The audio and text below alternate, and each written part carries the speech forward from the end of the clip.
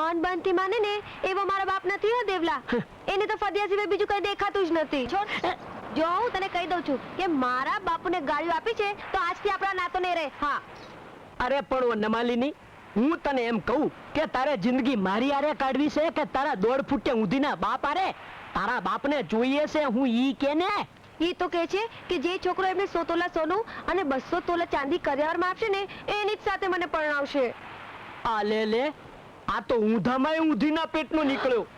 રૂપલી, સાચું કહું, તારો બાપ કાળી 14 ની પેદાશ લાગે છે. ખોટું લગાડમાં મારા જીવ, ખોટું લગાડમાં. સાચું કહું છું.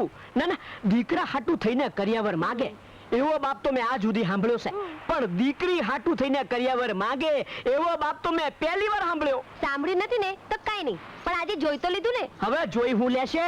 હવે તો હું એને બરાબર જોઈ લઈશ. જો રૂપલી, કાન ખોલીને એક વાત ચોખ્ખી સાંભળી લે. તારે આખી જિંદગી કુંવારા મરી જવું હોય ને તો મને જરાય વાંધો નથી, પણ આ દેવલા પોઢી જાય ઈ પેલા આપણે પૈણી જઈએ તો સારું. પણ મારા બાપને કોણ સમજાવશે? નહીં સમજે. ઈ સમજાવ્યો નહીં સમજે. ઈ ઊંધી નાને સીધા રસ્તે લાવવા માટે હું જો કાંક વાકો ચૂકો માર્ગ ન ગોતી કાઢું તો મારા બાપ કાળિયાના પેટનો નહીં.